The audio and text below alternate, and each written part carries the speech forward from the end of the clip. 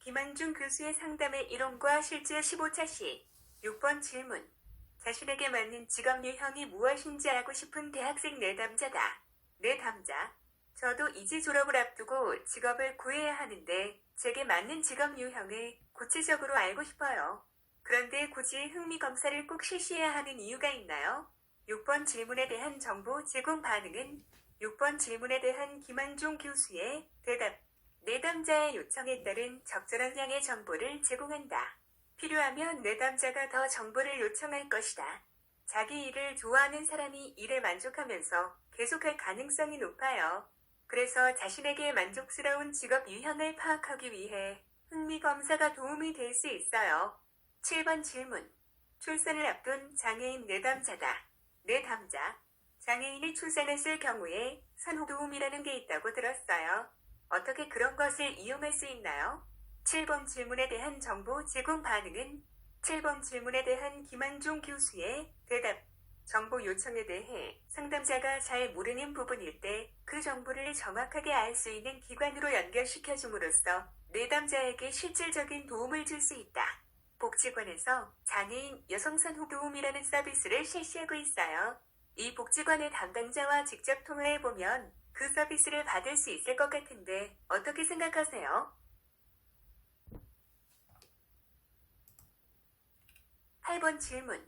문과, 이과 선택을 앞두고 고민하는 고등학교 1학년 여학생 내담자다. 내담자. 이제 곧 문과, 이과 선택을 해야 하는데 저는 아직 제가 무엇을 하고 싶은지도 잘 모르겠어요. 그리고 어떤 직업이 있고 그것이 어떤 일을 하는지도 몰라서 걱정이 되는데 좀 도와주실 수 있나요? 8번 질문에 대한 정보 제공 반응은 8번 질문에 대한 김한중 교수의 대답.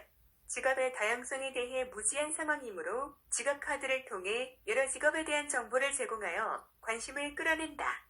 그리고 학생의 취미나 특기 등과 관련하여 자신에게 잘 어울리는 진로를 찾아갈 수 있도록 상세한 설명이 되어 있는 도서를 추천해 줌으로써 보다 정확한 정보를 알 수 있게 해준다. 혹시 직업카드라고 들어본 적 있니? 이걸로 먼저 어떠한 직업이 있는지 알아보고 그 중에서 평소 좋아하는 일이나 관심 있는 분야가 있으면 그것에 대해 이야기해보면 어떨까?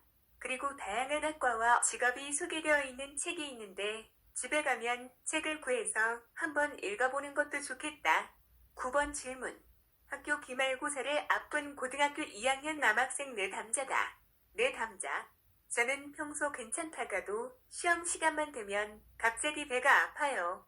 그래서 저번 중간고사도 망쳤어요.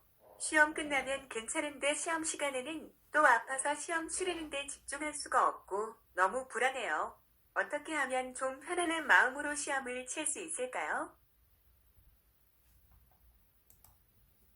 9번 질문에 대한 정보 제공 반응은 9번 질문에 대한 김한중 교수의 대답.